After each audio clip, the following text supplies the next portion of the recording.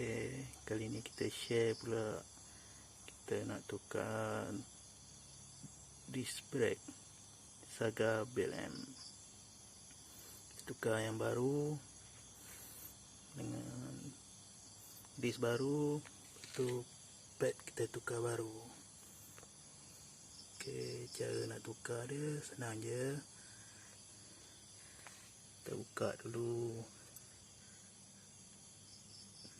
skru belakang ni, ikat pump atas 17, saiz 17, lepas tu bawah ada satu celah tu. Okay, kita buka pump dulu. Kita dah buka skru belakang kat pump tu, kita congkel pump, kita keluarkan scraper, kita congkel macam tu je.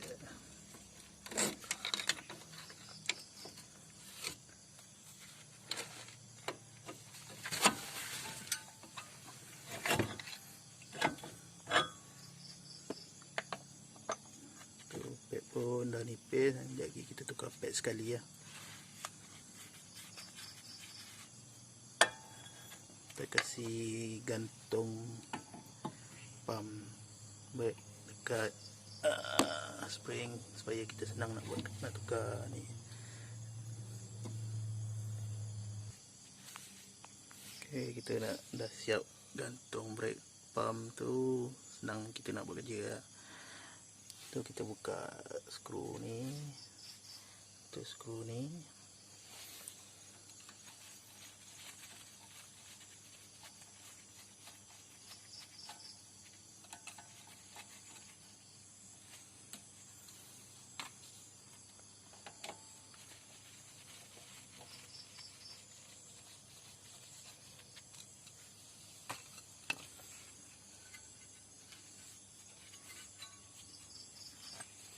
kalau kita ketat sikit.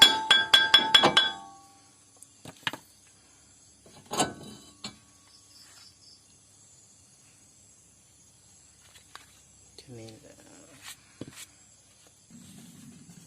Kita masuk disc baru, jenama TRW.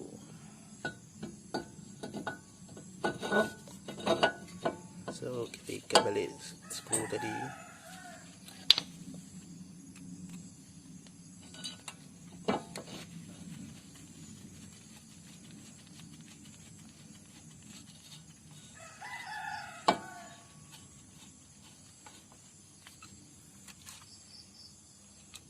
Kat skru tu bagi ketat sikit lah, guna impact nanti.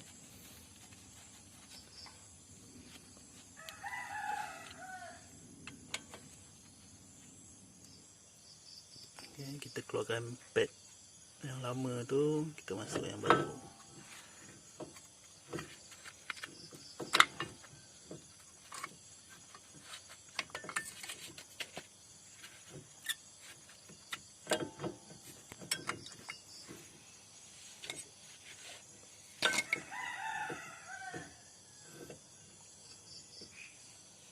Keluar dalam.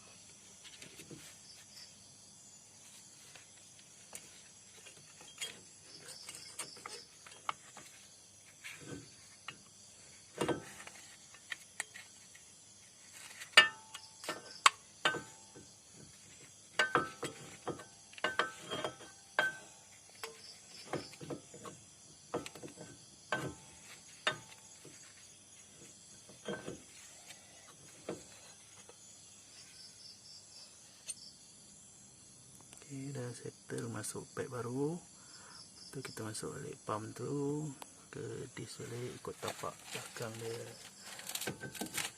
Pastikan dan masuk tu piston brake tu kita dah masuk, tolak masuk dalam dulu. Nanti payah nak masuk.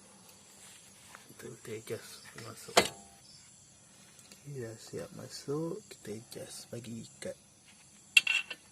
Kasih pump tu ngam dengan lubang ni.